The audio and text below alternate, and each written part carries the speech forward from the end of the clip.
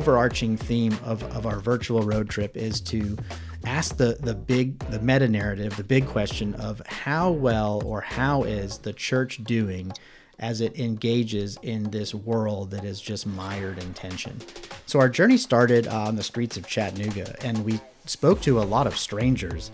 And one of the common threads that came up in a lot of those conversations was that there were people who had been hurt deeply by the church. I suppose I shouldn't have been surprised by that, but I was. And so, Neil, where are we headed next? Where are we headed today? We are headed to the Windy City. We're heading to Chicago, and we're talking to Scot McKnight and Laura Barringer about their book, Pivot. Just to tell you a little bit about them, Scot is a professor of New Testament at Northern Seminary and a recognized authority of the New Testament. Laura is actually his daughter and is a teacher and the co-author of A Church Called Tov, which is actually the first book to this. And she is also a children's ministry curriculum writer for Grow Kids. Thanks for joining us. And first of all, I have to ask, how did you guys partner as sort of a father and daughter? And tell us anything just sort of off of the formal bio sheet that you want to tell the listener.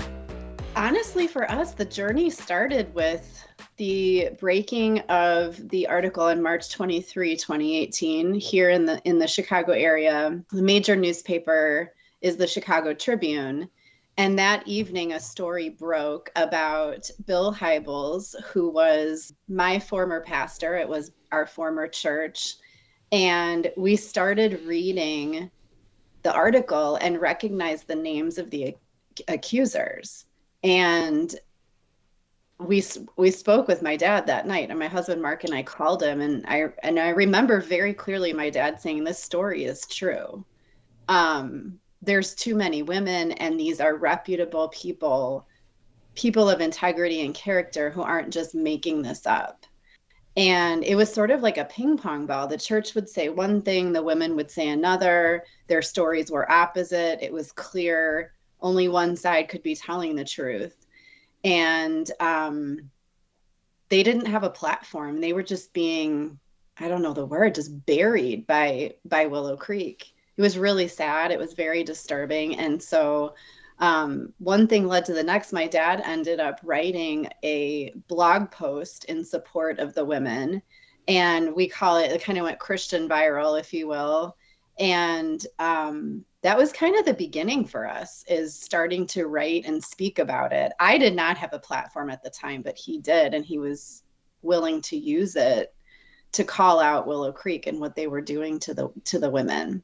And that's kind of how the book started. It started with that false narratives chapter. A Church Called Tov started with those false narratives that we saw come out of Willow Creek. Welcome to A World in Tension podcast, a place where we examine the opposing pulls and struggles of life to uncover clarity, purpose, and practical solutions. Come join us as we seek to get comfortable facing the uncomfortable. This is A World in Tension.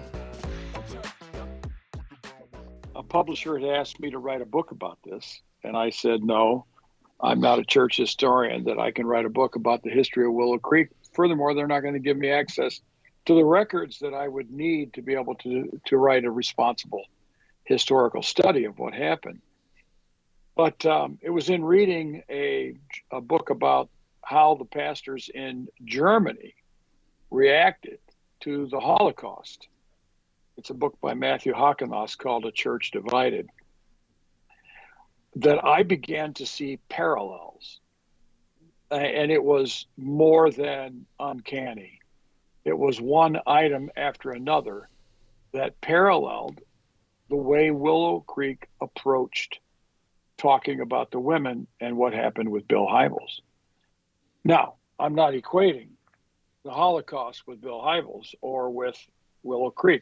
Instead, the way to manage a story so that you minimize damage to your institution is to diminish the significance of the other people and to basically spin stories. And so Laura's right. The book began with the chapter on false narratives in the Tov book. But the odd thing is I didn't tell Laura about this, what I had learned in this book, for a long time.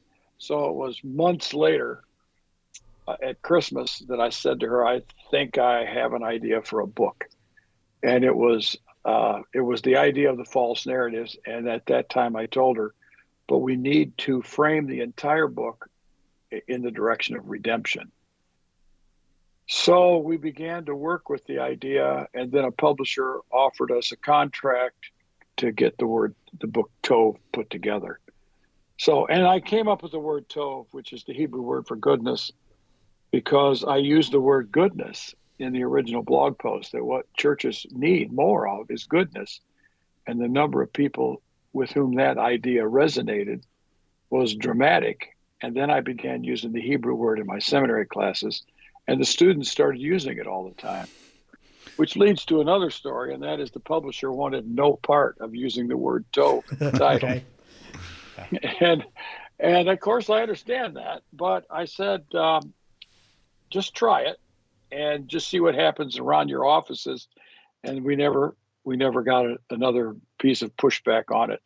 They loved it, and that word has really stuck and has worked very well as a title. I think it's actually, once you kind of appreciate what the word is saying, it's catchy, right? You can hold on to Tov. It's a new concept that's not like a normal word. So in our English language, honestly, I was really struck by, you said that people need to hear goodness. So I'm just going to read this because this frames so much of kind of your idea. What a sad commentary on the Christian church that we have memorized and mastered a lone Bible verse about goodness. There's no one righteous, not even one. So obviously referencing Romans 3. By emphasizing this dire description, we ignore that God created us as good. We made things bad, and then God redeemed us to do and become good. Focusing on our fallenness tramples on the truth that Jesus is the good shepherd who calls us to good works, and that goodness is a fruit of the Spirit. We have somehow obscured all this goodness by focusing on one depressing description.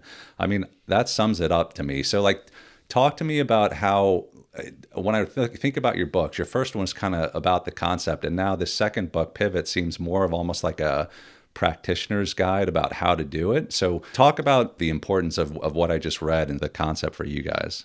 If you were to say to a typical evangelical Christian that she or he is a good person, they would say that's not enough. They got to accept Jesus into their heart. So being good is not enough. It's not good enough. And so that whole idea of being good has become a trap to find people who are trying to justify themselves before God on the basis of their good works. And the result, I think, has been a minimization and a diminishing of the significance of goodness as a virtue in the Christian life. So that's sort of why that verse is so important, and why those lines you read sort of express some pretty significant theme. Do you think evangelicals are afraid or somewhat to say they're good because they're told all their life their heart is wicked and evil, and so it's like you're being arrogant or something by saying that, no, God's, like, even though it's God's goodness, or you think they're afraid to say it, or what's the... That's totally true, is that they have inherited too much of Augustine in that total depravity, and not enough of the Bible itself, and certainly not enough of the Hebrew Bible and how this word Tov is used throughout the Bible. So they just are afraid of using that term. They're afraid that it's going to express that they're somehow trying to justify themselves before God. And that's a foolproof case, the fact that they're not really saved. And they haven't really caught on to what's important. So I totally agree. I think that's a major issue. So if I jump to the end of the book, and I'm going to ask Laura for some of your encouragement here, okay? Because I've read through the book. I actually listened to your first book as well. And if I put it in my own words, like if you go to the kind of the end of the story and you look and you say it's going to require character formation, which is going to take patience. it's going to be a painful journey and to expect surprises along the way. So given that this is like a hard road, right? And anything valuable in life is hard, but like what encouragement would you give people, because you've kind of gone through it. You had a big hurt for 20 years with highballs. So why should people do this? Because no one wants to start a workout plan that sounds hard, right? During the process of writing Pivot, our second book, a book showed up on my doorstep. I had never heard of it. It was called Renovation of the Church, and it's by two pastors, Mike Lucan and Kent Carlson. They had planted a church in Folsom, California, and they offer no criticism of Willow Creek. But what happened is they came out here, actually, into Chicago, to a Willow Creek conference and adopted their attractional model for church. And they said, literally everything we tried worked. Our attendance exploded. They said we became known as up and coming leaders in the Willow Creek organization. This is where it gets really, really special for me, is the self-reflection that they did on their own character. Is they said, our ambition and our egos they were run away. They said we felt important. We felt really proud, really good. Like we'd finish a service and people would be waiting in line to speak to us. And they started reading Eugene Peterson, Dallas Willard, some of the more contemplative, deep faith writers. And this was a stunning quote. They said, we realized that our attractional model of church was actually working against the authentic transformation of Christ. Mm-hmm. And so they recognized this, which started with themselves. And they ended up we talk a lot in Pivot about the soil and the health of the soil and what are the nutrients in your soil. They removed from their culture, their soil culture, ambition and ego. They quit counting how many people were coming. They realized the congregation had become consumers, and every week these consumers would want an even bigger and better show, and it was killing them. And they realized we are not transforming people's lives. What's happening is we've created a monster, and the monster roars and gets louder every Sunday. It's such a beautiful story of redemption, of transformation. It was tumultuous. We mentioned that word before. It wasn't easy. I think their attendance dropped by half. The staff, most of their staff had been hired because of their skill. They were rock stars at what they did. And so they were completely confused by this whole new model of church. So they removed the attractional model, and what did they do instead? They said they just got up and started teaching people how to live like Jesus. But what's so beautiful to me is they listened to that stirring of the Spirit, knew where he was leading, and did it and followed, and it transformed everything. When you start talking about character formation, you enter into a completely different realm of what ministry is. You move away from numbers, but we use something we learned from Steve Carter. I've added one. Butts in seats, bills in the plate, baptisms in the water, and buildings on the campus. That becomes the measure of success. In the quantification, you tend to listen to the deepest desires of ambition. The deepest are the loudest voices in the organization. You start listening to what people want. You start measuring everything by satisfaction theory of seeing if people like what you put in the platform. And then you're ending up back measuring how many people come. Character formation works in a completely different way. It starts with Jesus, the grace of God, presence of the Holy Spirit, and it measures things by the almost intangible virtues that Jesus teaches in the discipleship schemes in the Gospels. Now, that's one of the major ones. Now, I believe we can also use different categories for virtue formation.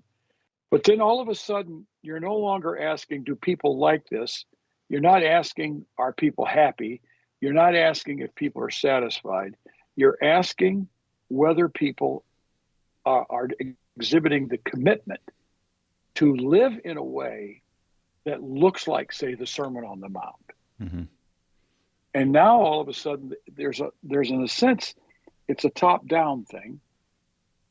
There's an authority sense because this is the Lord Jesus's words, rather than are you happy and do you like this place? I find way too many churches lack a core vision that is characterized by Christoformity or Christ-likeness. And far more, the impulse is to measure how many people come and whether the sermon was good and whether the music was good and whether the performance was at the right level. When that's happening, you probably are going to be successful. Eventually, you'll get the right people up on that platform and you'll start bringing people in. But that is not what the church is supposed to be. And one more comment about Oak Hills. They did exactly what you just described, Dad. They said, rather than counting how many people were coming, we started measuring who the people were becoming. One of the people we've spoken with, Michael Graham, talking about the great de-churching, has talked about, I think it's 40 million Americans who have walked away from the church. Part of what I'm hearing is that if we're focusing on Tov, we're not really focusing on numbers as much as we are focusing on changes in the character of the individuals that are attending churches. So would you say that overall this is a slower process, or do you think you can, in a sense, begin to get a more beautiful picture of what the church can be, and that could be a more attractional or a way to start seeing people who are de-churched kind of enter back in? I've read the book about de-churching. We do not do exit interviews. People leave and they leave. Now, the only way you know why they left is if they tell you. And then many of the times they're not going to really tell you why they left. They just don't want to create any more hassle. And the book that I wrote with Tommy Phillips that's coming out this year called Invisible Jesus, Tommy has spent a lot of times with people who have left. We call it at times, this is the exit interview your church never gave. Okay, then so that's one thing. Now, a second thing is this, that if you want to get into character formation in your church and you want to transform your church from whatever model you've got to a character formation model, Edgar Schein, which is the other book that showed up on Laura's desk from her father, wrote a book, Organizational Transformation or something like that. I can't remember the title, but it's the definitive book that is used in the business world for transformation of culture in businesses. It's by a guy with very sound moral vision, and of course we had to adjust it. But this is the stunning thing that I learned from a student of mine who did a PhD on organizational transformation and told me about Edgar Schein and his book. He said this: in the business world, when you want to transform a culture of a business and people are on board, especially it's going to be a top-down thing as a general rule, it's going to take 7 years. Now, you'll never get a church, unless it's a little church, to be on board and they would be fully committed. You might get 8 people who are committed to this, but then there's 700 others that would say, that's a great idea, but until you start telling me what I have to do that I don't want to do, I'm not going to offer any opposition. But as a general rule, I would say the church has the advantage of Jesus, the advantage of grace, the advantage of the Spirit to make the changes, but it also has a lot of free agents in that church that are not necessarily going to go along. But the overall impact should be that it is going to take a long time to reshape a church culture from a quantifiable, measured church based on budget and butts in the pew to a church that is measuring, if it can do so, a Christ-likeness and following Jesus. Well, and I would guess that's largely because we're so stubborn and slow to change, right? It's the people that are the problem that we need to be Yeah. transformed. And you're talking about a whole church body. But I have to ask, like, one interesting connection I'm seeing with our conversation with Michael Hendricks is that his premise was that so he was a pastor of discipleship, and he tried discipleship tactics, if you will, and it worked sometimes, and that term or that word sometimes bothered him because he was like, why isn't this working all the time? And what he concluded with sort of the brain science connection was that if your relational side of your brain is sort of atrophied, your logical side doesn't work as well. So a lot of the content is built on the logical side. How important do you think relationship is in the character development versus the individual path, right? And sort of speeding up that timeline. How big is the relational piece of it? There was a story that I wrote about in Pivot. One of his producers of the show, Mr. Rogers' Neighborhood, her husband was battling cancer. And when he passed, the doorbell rang and she opened the door and it was Fred Rogers. And he was just there as a presence, and he just wanted to be there with her. He didn't have a lot to say, but he wanted to show up. And that's just one of so many examples of how he really cared about people. And he didn't just say it, but he lived it. There was a reporter that interviewed him, and the reporter said it was pretty extraordinary to talk to Fred Rogers in comparison with other celebrities that he had interviewed. Because, first of all, Fred Rogers was not hurried. He gave the reporter as much time as he wanted, as needed for the conversation. And he said, at one point, Fred said, "Do you know who the most important person in the world is to me right now?" And the reporter said, "No." And he said, "It's you. I'm talking to you. You're the most important person in the world to me right now." He had given him his full attention and his full care and concern. It's beautiful. And yeah, the relational stories about Mr. Rogers are just, they're like, I don't know the word, like bone chilling beautiful. He was the person that we saw on TV. Because of who he was in his character, the people around him began to act like him and began to develop character like Fred Rogers. That right there is the significance of relationships, is get connected to Tov people. Find Tov examples and make them your leaders. So, I mean, it may be a slow start. It's going to be like a ball rolling downhill. It's going to get momentum, and it's going to grow faster and faster as character transformation happens in Tov churches, is what I hear you saying. Here's what I would say. We don't care about momentum and growth that way. We care about character formation, and what will grow will grow. I don't think that character formation is a good strategy for church growth principles. Character formation is going to form a different kind of church. Let's go back to Hendricks for a second. He had an interesting definition for narcissism that I hadn't heard before. And his definition was it was an inability to metabolize shame in a relational way.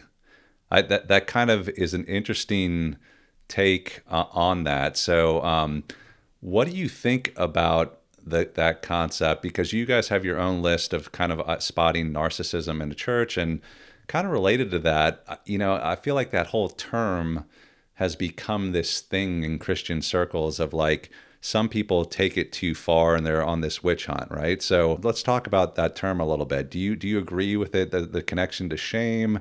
And when is it proper? Like, when is there truly a narcissist, and when is that term overused? I've heard from more than one psychologist that the deepest issue in the heart, soul, mind of a narcissist is shame and fear of shame. I've heard this over and over and over. So I think he's using, from what I know, the best research on the origins of narcissism in people. And I think that's right.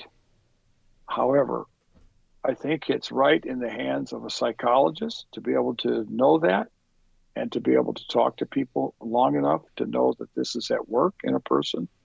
I think it's dangerous for people who don't know what they're doing to be flipping that category around and loosely using it to pin narcissists to the wall. What we can recognize in most narcissists is that sense of grandiosity, that lack of empathy for people, that lack of feeling for other people. Those are the marks that should concern us when we're looking at churches. Let's just say they're powering up on people, they're threatening of people. All those things are exhibitions of the narcissistic personality disorder. But the average person, most people in churches ought not to be diagnosing people as narcissists. So, like, how do you deal with that? I mean, because I think sometimes it's subtle, or it's maybe if it's obvious, right? Then it's kind of clear to people. But when it's subtle, it seems a little bit trickier. And you talk about part in the book, I really appreciated, about people who don't have power in the church, but they detect problems and they're trying to figure out what to do about it. Let's just kind of talk a little bit about that. I mean, how do you move from a place of frustration and maybe there's a real problem? You've identified that there's a real problem, not just kind of in your head. Because I think kind of what you're saying is you got to remove the plank from your own eye first to remove the witch hunt. How does the powerless person do something where they don't feel like they're just going to go crazy, but they don't want to give up like relationships they've had for a long time? The narcissist will never admit that they're wrong. And this is the challenge, because you want to, but you have to refuse to give in. So you're going to have to be able to have the courage to stand up to a narcissist and take the blowback. Create a pocket of Tov. You have the ability, whether it's your small group or your ministry, to live Tovly in the community that you've created and nurtured.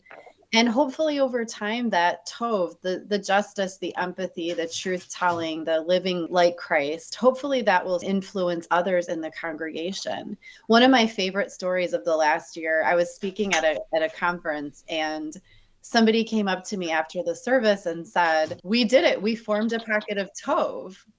And I thought, oh, that's so beautiful that, they realize, like, we can influence ourselves, we can influence our community. And so they formed their own pocket of Tov. And fun story, there was a baby born in that community in their pocket of Tov, and they named him Tov.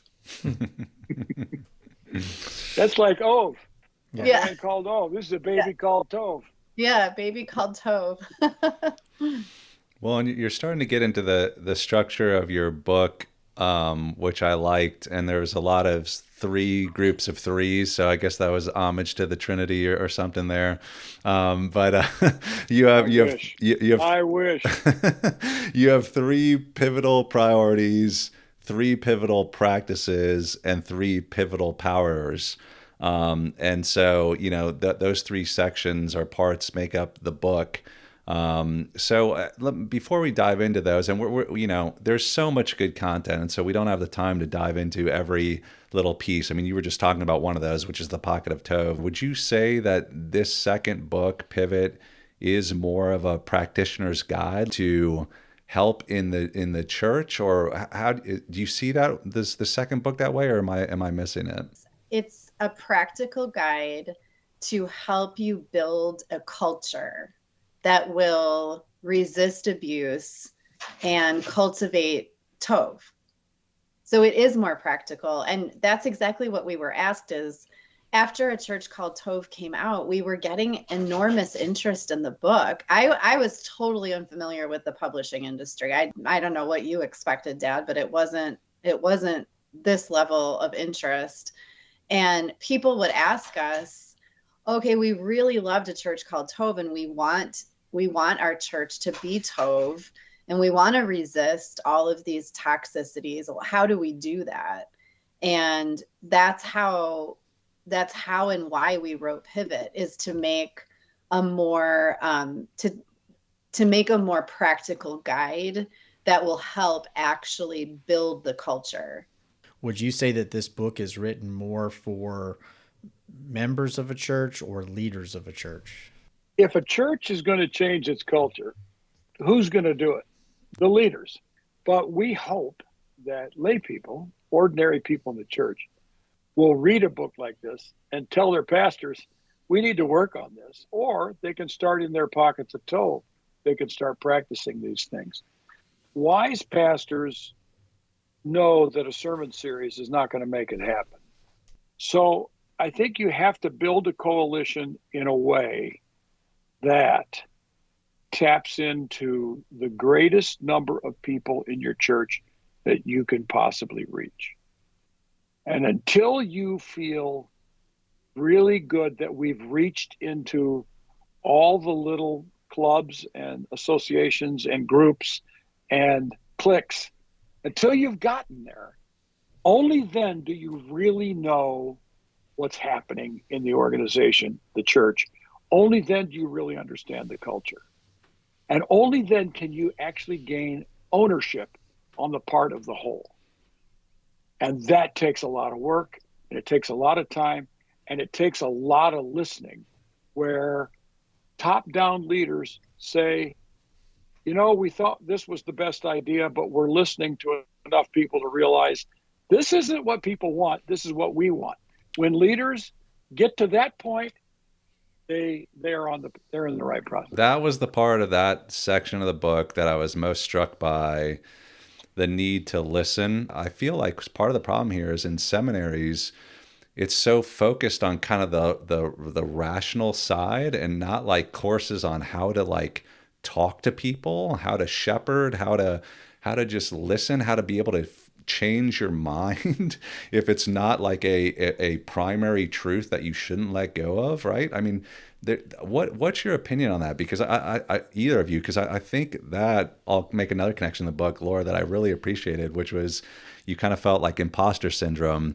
And then someone pointed out to you that because you were a kindergarten teacher, your compassion for kids was exactly what was needed to help pastors in some of this stuff. So what are your opinions on that, and the kind of the need for relational coaching and guidance for the leadership?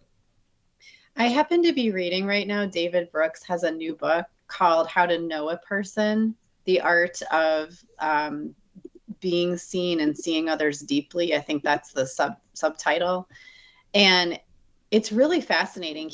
Going back to like primary school where I spend my days, there was a shift after World War II where rather than schools teaching some ethics and morality, they shifted to achievement, and how parents, instead of asking, you know, what kind of a person is my child becoming, it shifted to how are they achieving? How are they performing in school? And we've gotten away from it, certainly in my 20-year career as a public school teacher, we don't teach the art of conversation. We don't teach them that when a person tells you something, replying with a story about yourself is not connecting, that it's shifting the attention away from the other person onto you. And he was saying, typically, like if a conversation, if we use an analogy, the length of our arm, like we listen to a person's story probably about to the elbow, but by the time they've gotten to the tip, like we've spent the time thinking how we're going to reply. So it's almost like it's like a cultural problem where people don't know how to know other people. They don't know how to allow themselves to be known. And we're not teaching conversation skills and relational skills in the public schools. That's a great observation. Neil, you picked on seminaries, and Laura doesn't know diddly about seminaries. Yeah, but I think teaching kindergarten is harder than teaching seminaries. Well, it's a different art form. Um, seminaries are quite different in different locations. And furthermore, different professors are quite different from one another. So to me, I would say in a seminary, you're probably not going to teach basic interpersonal skills in a seminary. You're supposed to learn that in college, but you're supposed to learn that really in grade school from kindergarten teachers. So we can blame the kindergarten teachers. It's your daughter's fault. That's what. That's right. So, but to me, what happens in a seminary is that the professor becomes an example of a way of living that impacts their students in good and bad ways. So they get different professors, and most students in seminaries pick up different things from different professors that can help them. Most of them don't remember what we taught them content-wise in class unless we really stung them with some deep truth that was transformative. They take notes, they write papers, but it's the overall impact of the professor and the dynamic of the classroom that impacts the student the most. So I think we can move from that into what seminaries actually do to those who come to seminary in their ministry. The other thing is, the average student in a seminary is probably, depends on where it is, 45 years old. Most seminary students are second career people, or they are ministers who realize they're out of their league and out of their depth, and they need some more Bible or some more theology or more learning about preaching, etc. So their character is largely already formed. I mean, I look at my students in my classes and I don't think, no, that person needs to grow up. It's about the dynamic relationship between the professor, the ideas, the students, and the students with one another. That's what seminary is. Another part of your book, in the pivotal powers part, you made a comment about how you believe the Holy Spirit's fruit of goodness, one of the fruits of the Spirit, is more than just for our own personal spiritual formation. Why do you make that distinction that it's more about the group than just the individual? If we're in a group, we adjust our behaviors to fit into the group. And the group actually is the foundational moral vision of what we are to become. If we don't fit, we probably realize it and we leave. If we do fit, we become an agent along with others in coercing or influencing other people to conform their behavior to us. Human beings are not individuals. Human beings are, it's called a dyadic formation. We form in relationship with others, with our parents, with our siblings, with our friends, with those in our fellowship, with those we work with. And we become more like the people we work with and live with and just make decisions on our own. So as we wrap up here, we appreciate your guys' time. Is there any final comment you guys want to make to the listener on anything we've touched on or we haven't touched on that you just want to say before we close? I have David Brooks resounding in my head because I'm reading his book again, but he has some beautiful lines, and the one that keeps coming back to me is how important culture is and how we should never underestimate the ability that it has over us, the influence it has over us, and how culture determines how we respond in community. It determines how we might reply in conversation, and it's living and breathing and active. I think that's where my mind has been going lately with the release of Pivot, is like how influential and how powerful culture is over those that are within it. And they often don't and can't see it when they're in it. I will close with this. choose your relationships wisely.